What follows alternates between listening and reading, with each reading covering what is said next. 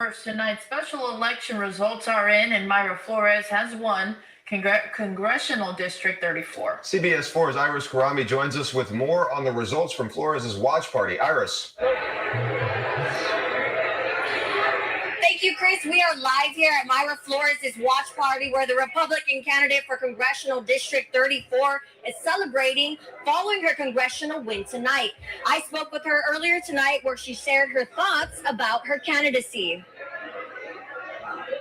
I see the potential in us. We have all the ingredients to be successful, and I just want to bring better jobs, better opportunities so our children don't have to leave South Texas for those opportunities. So why can't we have that here? And I just think that we're worth fighting for. Now, Flores has garnered over 50% of the vote, meaning she will now assume former Representative Filemon Vela's seat. She would only hold this seat until January. For the latest on this race, you can head over to valleycentral.com. Working for you here in San Benito, I'm Iris Karami. Amend his contract. The FFA releases its study and claims that there will be no significant impact on Boca Chica Beach, and Republicans make history in South Texas. It is Wednesday, June 15th, 7:03 a.m. My name is Frankie Olivo, and this is Good Morning Brownsville.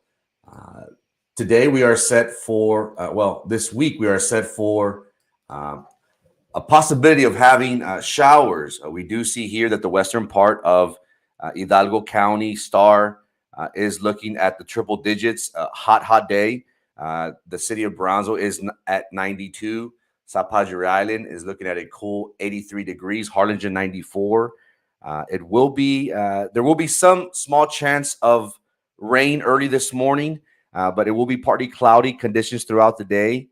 And the forecast throughout the week will continue to be hot with a possibility of showers on Monday. But again, South Texas weather, got to enjoy it as much as possible. Perfect time for the beach, perfect time for summer. So if you can, make sure you catch those rays. There won't be no chance of rain until Monday. Now, the Brownsville Independent School Board met yesterday for a board meeting, and many important issues have been discussed as of late. As we all know, due to the recent shooting in Uvalde, it has allowed us to come together and ask questions as to what could be done regarding our safety of our children and employees. They recently did pass $1.4 million to increase security. But nonetheless, the BISD board met yesterday, and one of the topics of discussion was the superintendent. There was an agenda item, a discussion and consideration and possible action on the superintendent's evaluation and contract.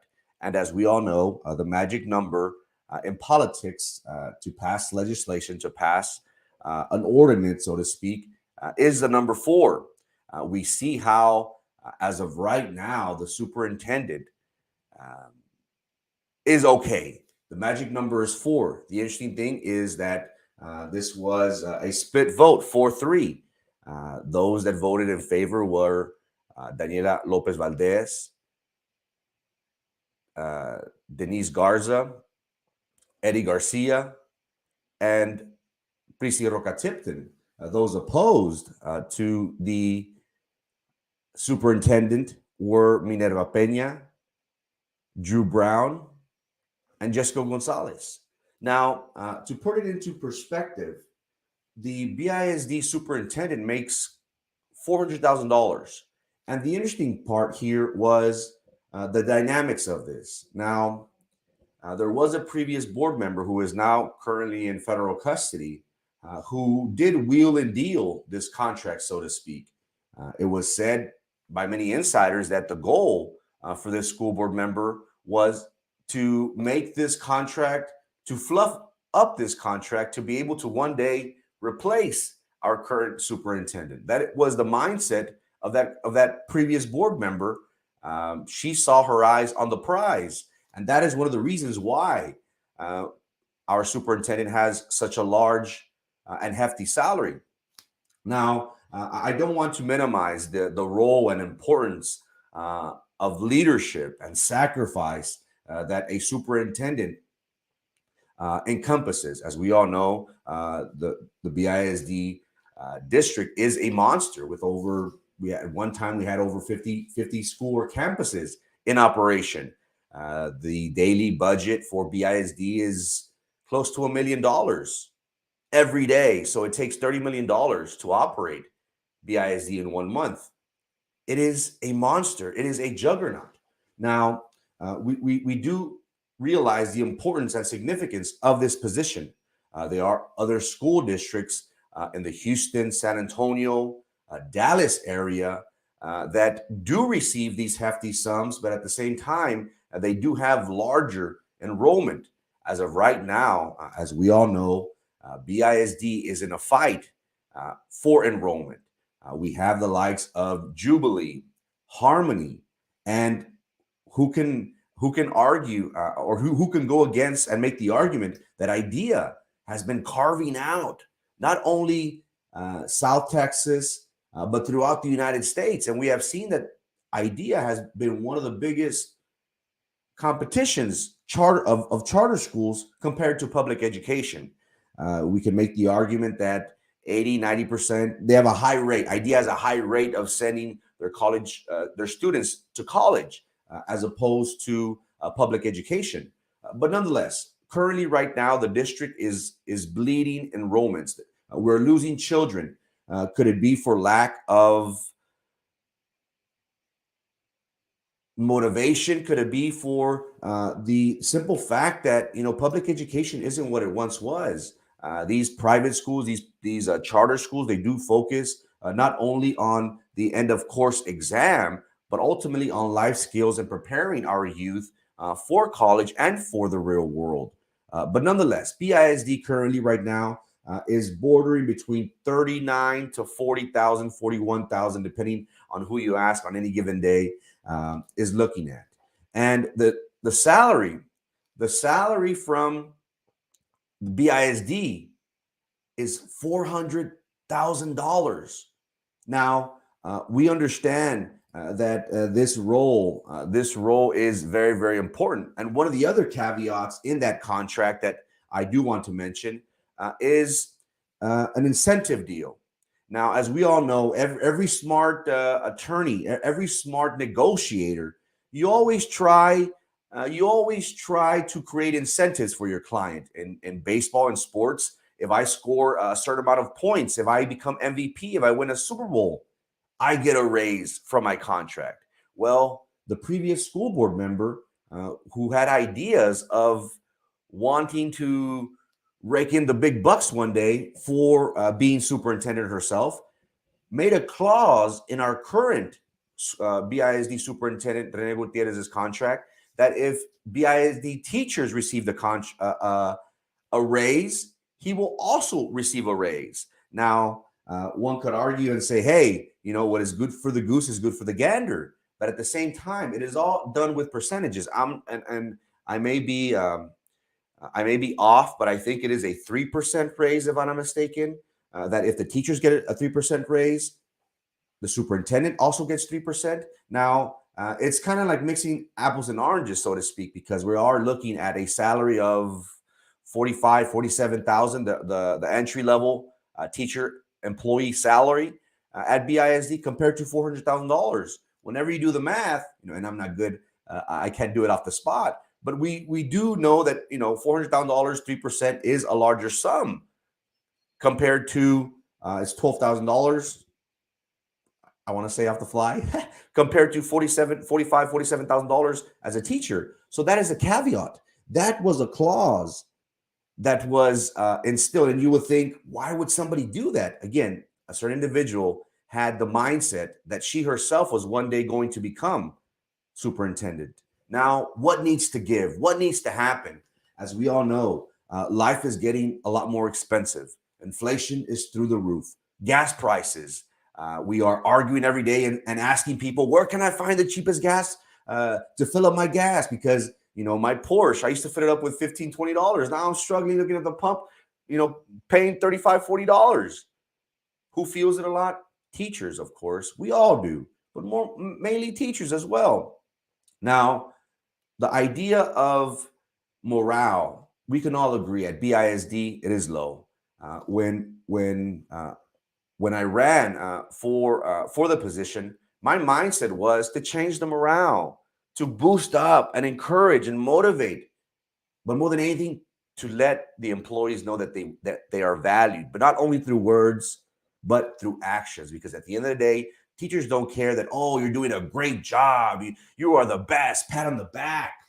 No, teachers want to get compensated adequately. It's as if, it's as if, and I use this analogy, that if the parent, if the father, tells their children, oh, mijo, I love you.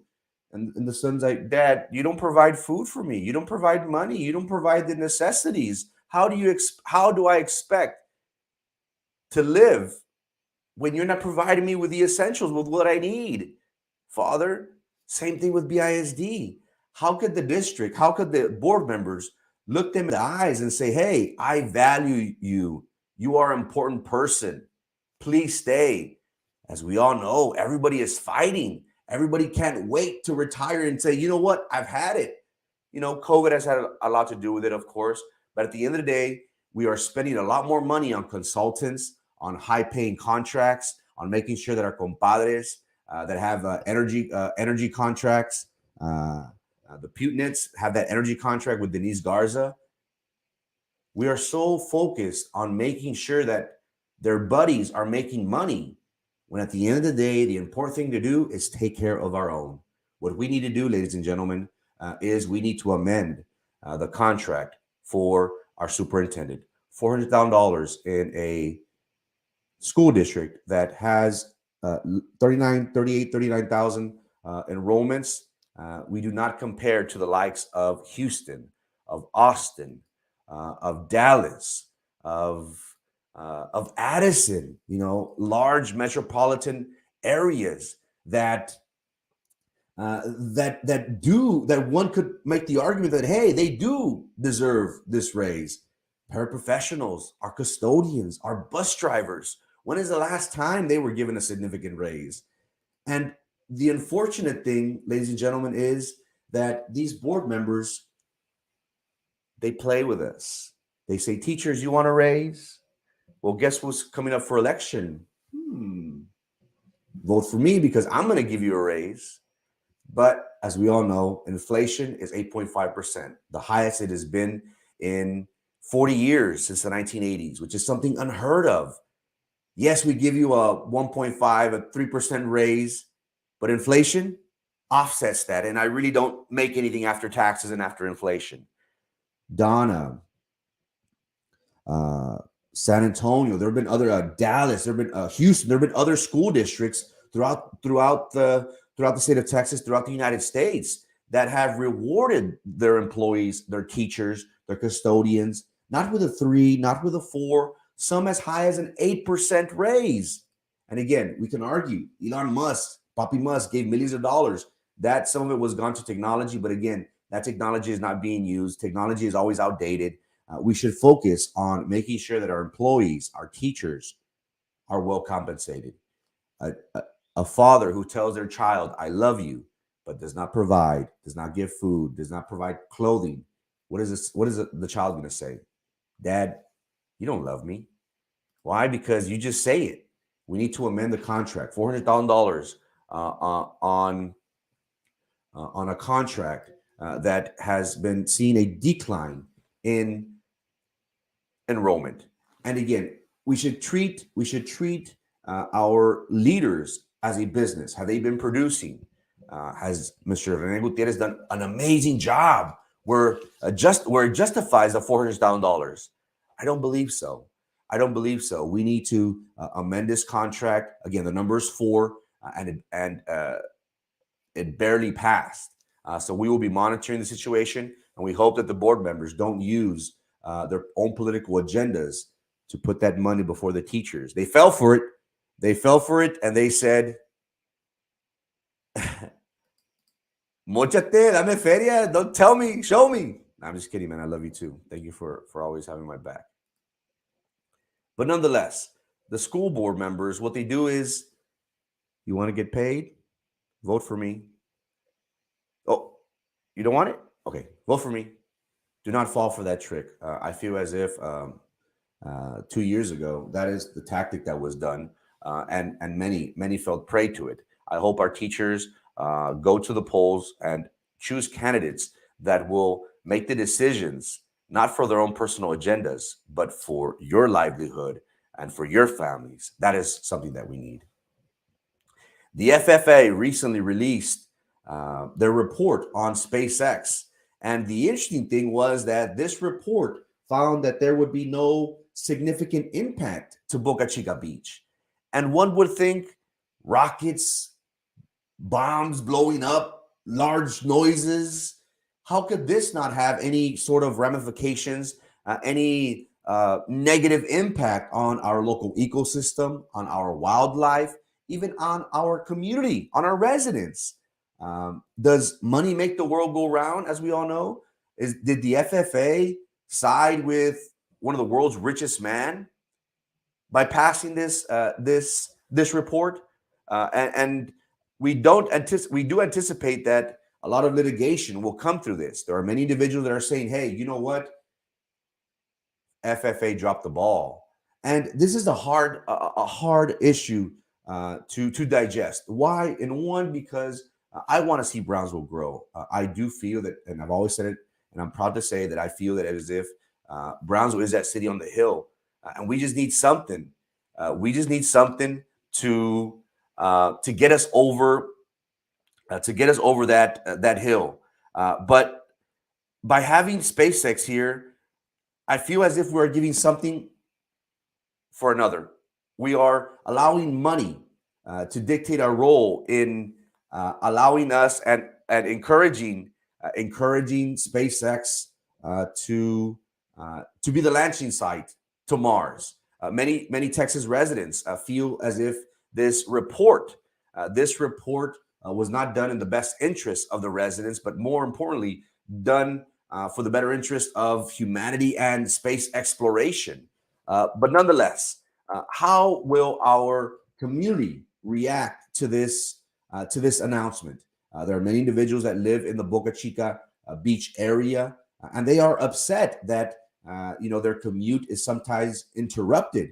But as we all know, it is important to note that this FFA study did mention that there will be less restrictions on closing the beaches, which is very important to many residents. But nonetheless, many feel as if the FFA did side with the world's richest man. And who could make that argument that, hey, we do have Elon Musk living in our backyard. He literally lives down the street. If you're lucky enough, and if you know the coordinates to his home. But nonetheless, how do you feel? Do you feel as if the FFA did side with the world's richest man and didn't really allow for Spanish-speaking residents to be vocal and voice their opinions? There are arguments stating that they did select town halls in areas where people couldn't go at 5 p.m. right after work and things like that. But the FFA did give the clearance for SpaceX to expand on 17 acres on Boca Chica. We do anticipate that the environmentalists will fight this tooth and nail all the way to the end, and will file a lawsuit challenging this report. Republicans made history last night. It was interesting to note how a district that encompasses 80% Hispanic finally turned red.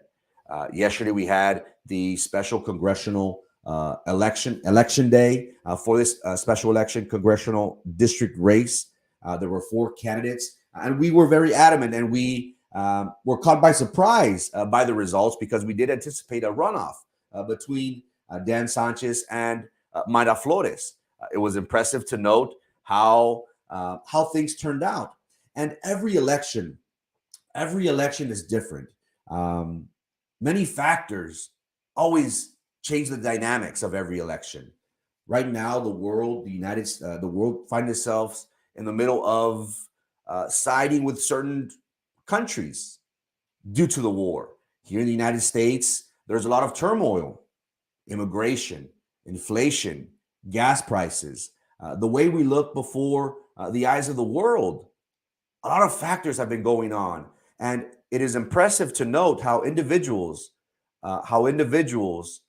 are finally starting to say, you know what, government, I've had enough.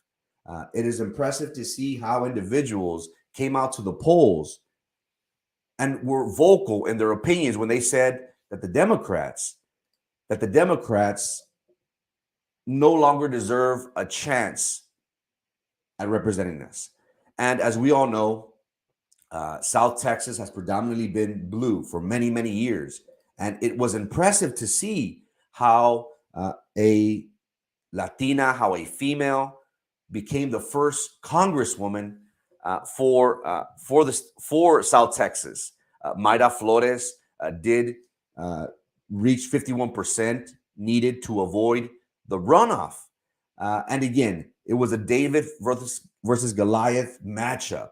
Dan Sanchez did make the claim that, hey, I only raised $150,000 and I'm going up against $1 million. The Republicans for these past 2 years have been pumping a lot of money and have focused primarily on this area for the last 2 to 4 years. Why? Because it has been a stronghold of the Democrats. And as we all know, in politics, if you're able to get through the cracks, if you're able to make waves on your opponent's region, that is the ultimate goal. And that is what we saw yesterday. We saw the likes of Mayra Flores, who did gain 51% compared to Dan Sanchez 43%. And we spoke about how the importance and the significance of this was moving forward. Again, this is a special election which will only run till January. This position was left vacant by Congressman Filemon Vela, who retired to go into private practice. He did get a lobbying position with a Washington, D.C. firm. And nonetheless, this will bring momentum to the Republicans. And we've been talking about the importance of this race. Why? Because, again, the main match, the main slugfest will be in November. Again, we have talked about how the Democrats have been faring in other regions throughout the United States. And one common occurrence that we have been seeing is the red wave. And everybody has been saying, are you part of the red wave? And it was impressive to see how yesterday everybody was excited. Everybody was happy. Everybody for the longest time said, I'm proud to be a Republican. And one thing that we can all agree on is that if you said that you're a Republican here, you're like, ew, you're a Republican? Oh my God, it's like you have the cooties. But yesterday, after yesterday's victory, everybody came out of the woodworks and said, hey, you know what? I'm proud. I'm proud to be a Republican. And, we should always be proud of our beliefs, our fundamental beliefs, and what party, what candidate we support, as we all know. But nonetheless, it was impressive to see how Cameron County, which has been predominantly Democrat, changed yesterday. These are the final numbers for Cameron County. Mayra Flores edged out Dan Sanchez by 300 votes, gaining 47% of the Cameron County voter. 9,000 votes. 9,000 votes turned out for the Republicans. And again, I do understand there's a lot of dynamics and every election is different. Not a lot of people came out as we would expect for a highly contested race of this magnitude. Again, this district is for Filemon Vela's previous district. In November, it is going to change because it is going to encompass the new gerrymandering district. So the dynamics will be changing, and that might be something that the Democrats might hold their hat on and say, hey, guys, it's a brand new race. Why? Because it is a brand new district. Again, this election was for Filemon Vela's previous seat up until January. which District 34 is different right now. And in November, it is going to be a whole new ball game. But again, momentum, whether that be in sports, in boxing, in UFC, it is always good to have momentum on your side. And it seems as if the Republicans are gliding to November. And that is very important. Why? Because, again, we need momentum for our supporters, for our party to say, hey, look, you see, we got what it takes. The end is near. It is our chance. It is our time now. And history was made. The Republicans were able to gain a seat. They turned the seat red for the first time in over 100 years. Again, is this setting the precedent for things moving forward? We have a highly contested county judge race. Will that fare better for the Republicans in previous years? The Betomania. Are we over the Betomania? Who can forget how in 2020, Beto was, I'm with Beto. That's all we heard. This election is very different. What we saw in the numbers of Cameron County is that the Democrats don't have the same pool as it once was. Before, it was 70-30. Now, it is 47-48. The gap has closed by a significant margin. And now the Republicans are looking at November, and they're salivating. And guess who also voted for Mayra Flores? I voted for Mayra Flores. First time I ever voted Republican. Massive red wave in 2022. Now, who's to blame here?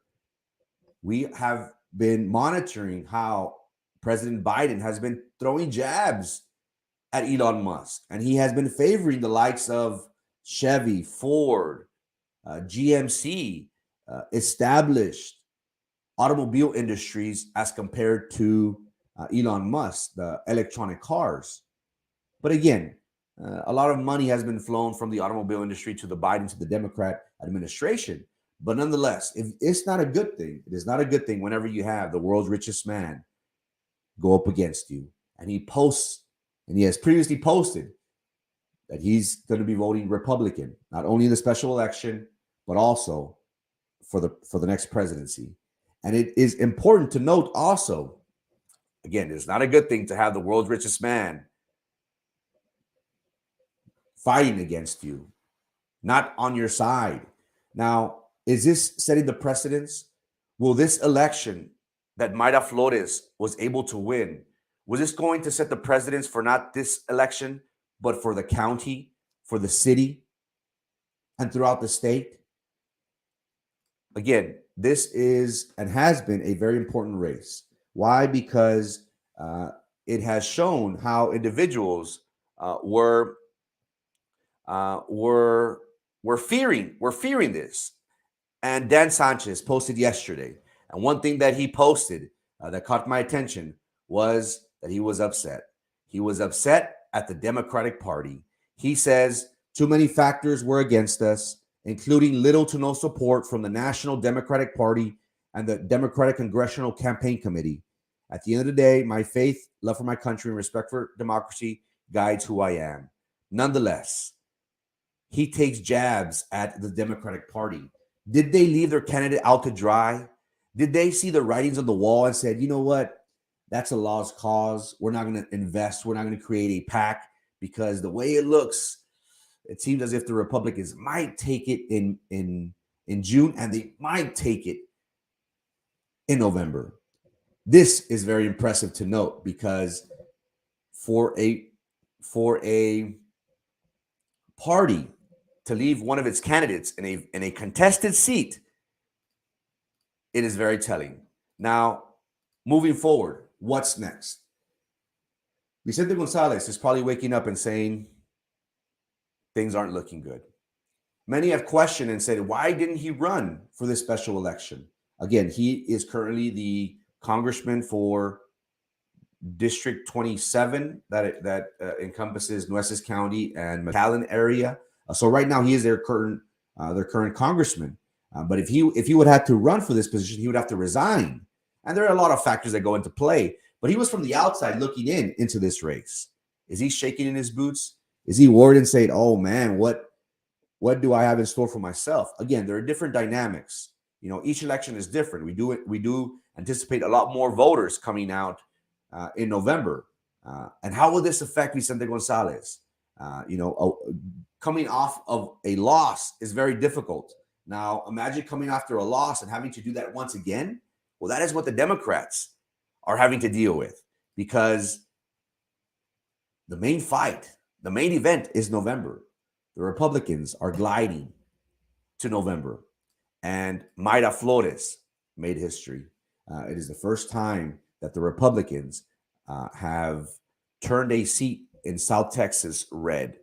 Is this going to set precedents for races in the county, in the city, and possibly throughout South Texas? That, my friends, is the rest of the story. Amend his contract. BISD superintendent makes $400,000. Our teachers asking for an 8% raise. Will the BISD board members, will they shake and move that money and say, "Hey, I got your money right here, vote for me"? I hope not. I hope they don't try to politicize this and use this to their advantage, but we know they'll use that tactic. And the FFA did release a report and stated that there will be no significant impact to Boca Chica Beach. Now, and again, Republicans make history in South Texas. It is the first time in 100 years that they will be having a representative in Congress until January. Again, the main bout now is between Vicente Gonzalez and Mayra Flores in November. Will the Democrats take another loss and ultimately lose the area to the Republicans? It seems that way, as Mayra Flores will be marching on to November with their head held high in victory. It is Wednesday, June 15th, 7:33 a.m. I appreciate each and every one of you. Hope y'all have a great day. See y'all here on Friday. God bless.